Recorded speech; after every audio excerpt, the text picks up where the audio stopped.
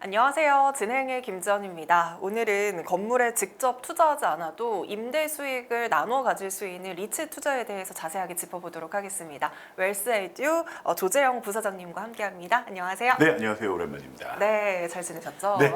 리츠 사실 2021년부터 한 2023년 그때 리츠 공모주가 좀 많이 상장되지 않았었어요? 맞아요. 그래서 상장된 리츠가 지금 25개인데요. 그 전에는 좀 적었었죠. 근데 지금 25개면은 그래도 나름 선택의 폭이 좀 넓어진 편이라고 볼 수 있어요. 방송 오늘 하면서 좀 공부를 했거든요. 네. 생각보다 주가가 많이 올랐더라고요. 좋죠. 네. 네. 2026년 그럼 전체적인 흐름은 어떻게 예상하세요? 그러니까 지금 우리 벌써 한 3분의 1 정도 지나갔네요.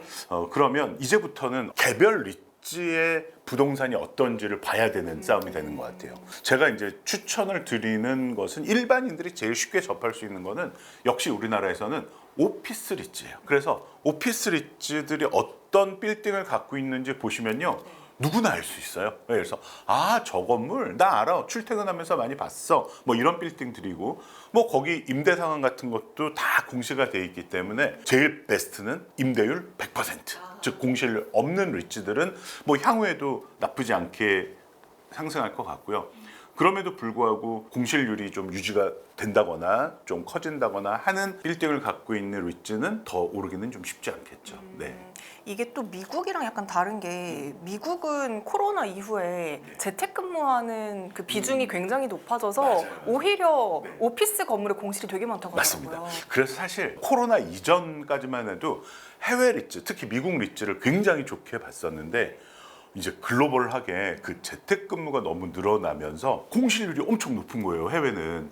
그러니까 우리나라는 사실 재택 이제는 거의 안 하잖아요. 예. 그리고 보통 리츠들이 갖고 있는 빌딩들이 조금만 빌딩들이 아니에요. 그야말로 프라임급 빌딩들인데 여기 공실률은 이제 별로 없는 것 같아요. 그래서 지금 오피스 빌딩의 분위기는 말씀하신 게 정확합니다.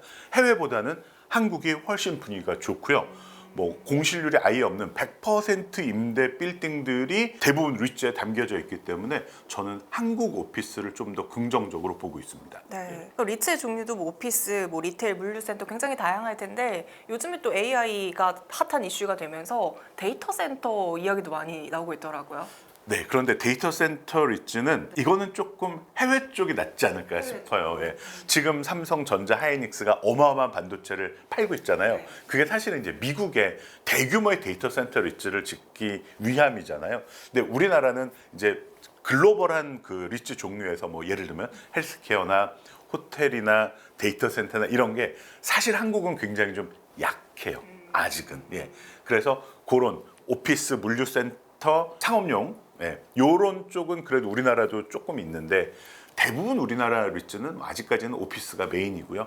이제 한두 개씩 있어요. 아직은 뭐 분산 투자하기도 어렵고 그리고 우리나라 데이터 센터가 규모 면이나 이런 데서는 아직 미국을 쫓아가기가 조금 어려워서 그런 거는 또 해외로 눈을 돌려보시는 것도 나쁘지 않은 것 같아요. 그럼 똑같이 리츠를 투자하더라도 한국의 특성과 또 해외의 특성을 좀 이렇게 구분해서 생각하는 게 중요하겠네요. 그렇죠. 예. 그럼 이제 본격적으로 이제 리츠에 대해서 투자를 하려고 하시는 분들도 많으실 것 같은데 투자할 때 지금도 투자하기 좀 적합한지 그 시기가 어떻게 보시는지 궁금합니다.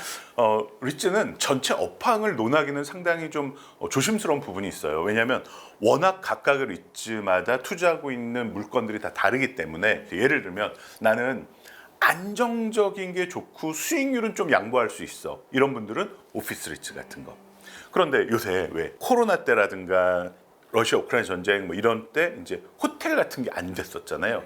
그래서 호텔 리츠가 굉장히 인기가 없었어요. 근데 요새 관광객들도 눈에 띄게 많이 늘어나고 뭐 K 컨텐츠, 뭐 K-팝 하면서 굉장히 몰려오면서 이제 호텔 리츠도 좀 살아나는 것 같고요. 그리고 한국에 상장된 리츠 중에서도 지금 제일 많이 주가가 하락돼 있는 게 글로벌 리츠예요. 그러니까 해외에 투자한 그런데 이거는 좀 모험적이죠. 네, 그래서 내가 좀 적극 지금 이렇게 싸면 앞으로는 더 떨어지진 않겠지 이런 분들은 글로벌 리츠 선택하시는 방법도 있고 내가 그럴 거면은 주식하지 뭐하러 리츠 하겠어 하시는 분들은 오피스, 상업용 건물 뭐 이런 것들이 좀 편안하게 접근하실 수 있을 것 같아요. 그러면 제가 좀 궁금한 건 이제 ETF 같은 경우에는 계속해서 그 구성 종목의 비율이라든지 종목을 계속 바꾸잖아요.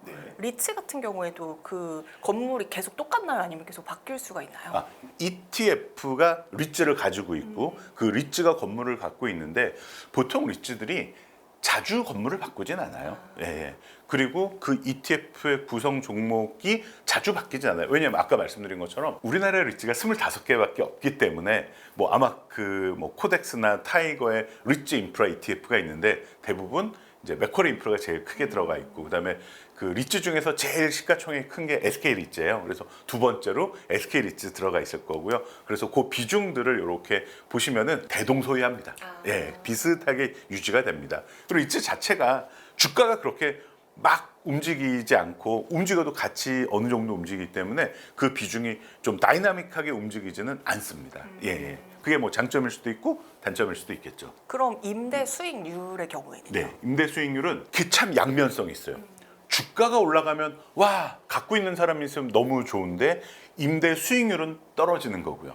그렇죠? 왜냐하면 임대료가 거의 비슷하기 때문에 배당은 주가만큼 그렇게 크게 움직이진 않아요. 그런데 임대료는 일정한데 즉 나한테 주는 배당은 일정한데 주가가 오르락 내리락 하면 올라가면 주가가 올라서 기분은 좋은데 임대 수익률은 떨어지고 떨어지면은 기분 나쁜데 임대 수익률은 올라가고 그러니까 제일 좋은 건 주가가 하락했을 때 사는 게 제일 좋겠죠. 네.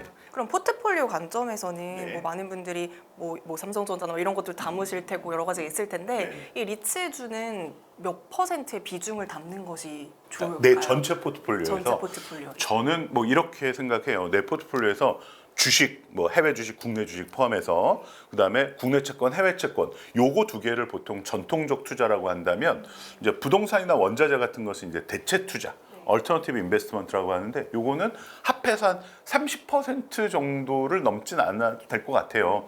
그러면 이제 어떤 분은 금에 좀 웨이트를 두는 분도 계실 테고 어떤 분은 부동산에 웨이트를 두는 분도 계신데 아무래도 좀 현금 흐름을 중요시하고 안정성을 중요시하는 좀 연배가 좀 있으신 분들은 뭐 부동산에 조금 더 가중치를 많이 두는 게 좋을 것 같아서 뭐 맥시멈 한 20-30%까지 그리고 완전 은퇴해서 나는 그냥 건물주 대신 리츠를 갖고 있겠다 하시는 분들은 뭐 30-40%까지 가도 괜찮다고 보고요. 그런데 뭐 지금 당장 캐시플로우가 필요한 게 아니다. 그냥 포트폴리오 차원에서 일부 넣고 싶다 하시는 분들은 뭐 10-15% 정도 리츠를 갖고 있으면 충분하지 않을까 생각됩니다. 네, 리츠도 이제 배당주기 때문에 그렇죠. 절세할 수 있는 게 또 중요할 것 같은데 네네. 그럼 역시나 뭐 연금저축 계좌라든지 IS가 좀 더 효과적이겠죠? 분명히 맞는 말씀인데 네. 왜 한국 주식에 투자할 때 IS에 넣는 게 좋을까요? 안 넣는 게 좋을까요? 사실은 한국 주식의 매매 차익은 어차피 비과세이기 때문에 안 넣어도 되는데 배당에 대해서는 배당 속세를 내잖아요. 그러니까 IS에 넣는 게 좋다. 이제 양쪽 면이 있는데 내가 IS에 딴 게 넣을 게 없다. 그러면 한국 주식 넣어도 손해날 게 없죠. 그런데 보통 ISA나 뭐 연금저축 펀드나 또는 뭐 IRP나 이런 데는 다른 데 있으면 세금을 다 내야 되는 해외 주식, 해외 채권, 국내 채권, 뭐 원자재 이런 거를 넣는 게 제일 좋고 그래도 자리가 있으면 국내 주식에 투자하는 걸 넣는 게 순서듯이 리츠는 3년 동안 투자를 하면 5천만 원 투자 금액까지는 조율 과세를 해준단 말이에요. 네, 저 분리 과세를 해준단 말이에요. 그렇기 때문에 먼저 얘를 ISA 계좌에 넣을 필요는 없을 것 같고요. 지금 ISA 계좌가 비어 있어. 딴 거 넣을 게 없어. 그러면 ISA 넣어도 뭐 괜찮겠지만 우선순위에서는 뒤로 빼는 게 맞습니다. 네. 이것도 약간 전략적이네요. 그렇죠. 예. 먼저 다른 데 있으면 세금을 왕창 낼 것부터 먼저 넣어주고 그래도 룸이 남아 있으면은 리츠를 넣는 게 맞겠다. 그럼 리츠를 투자할 때 뭐 예를 들어서 반도체주 같은 경우에는 반도체 사이클이 또 되게 중요한 포인트가 되잖아요. 네. 그럼 리츠는 어떤 포인트들에 중점을 두고 매수를 하고 매도를 해야 될까요?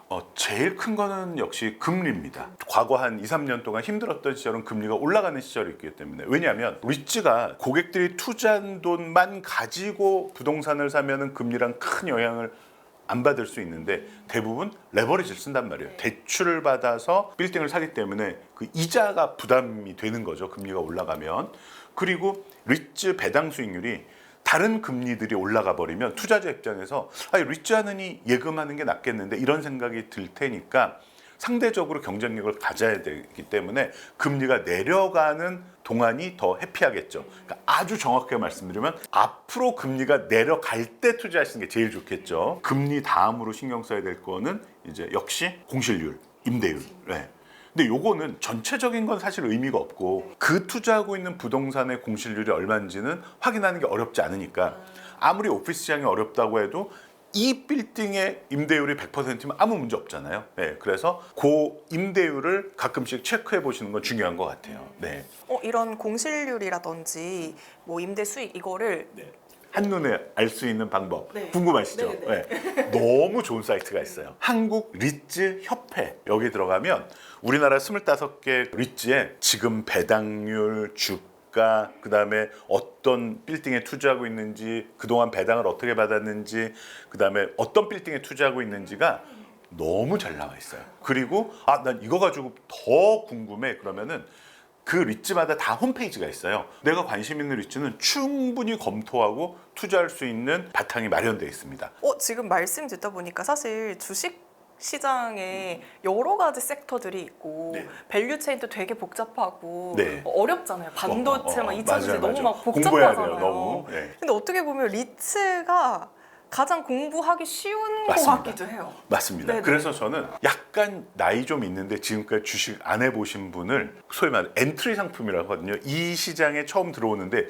예금만 하다가 갑자기 하이닉스 사면 너무 무서워요. 그쵸. 네. 그런데 리츠는 분명히 주식인데 생각보다 세이프하게 느껴지고 좀 배당도 꼬박꼬박 들어오고 하기 때문에 처음 주식을 접하는 분들한테는 리츠가 굉장히 좀 편안하게 접근할 수 있는 상품이고요.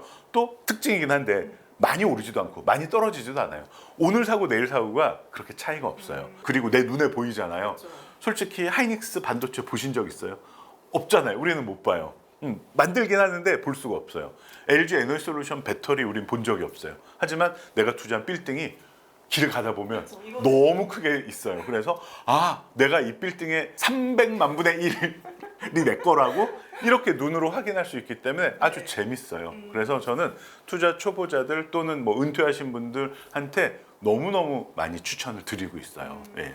그러니까 저는 그동안에는 리츠는 좀 재미없다 이런 좀 편견이 있었는데 어떻게 보면 또 전체적인 포트폴리오 안에 일부를 넣어놔도 되게 좋을 것 같다는 생각이 드네요. 그렇죠. 리츠 깔아놓고요. 네. 임장 다니시면 돼요.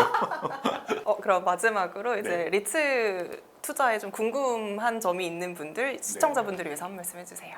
사실 내가 주식을 직접 사는 게 좀 힘들면 펀드나 ETF를 통해서 투자할 수 있잖아요. 그런 것처럼 내가 부동산을 살 만한 돈이 없다. 또는 어떤 부동산을 사야 될지 모르겠다. 관리하는 게 어렵다. 그러면 간접 투자입니다. 주식도 간접 투자할 수 있듯이 부동산도 간접 투자할 수 있는 겁니다. 간접 투자하게 되면 소액으로 투자할 수 있고요. 절세 효과도 누릴 수 있고요. 그리고 분산 투자할 수 있습니다. 너무 어렵다. 그러면 제일 쉬운 것은 리츠에 투자하는 ETF 지금 잘 나와 있거든요. 여기에 투자하시면 정말 수백 개의 빌딩의 주인이 되실 수 있습니다.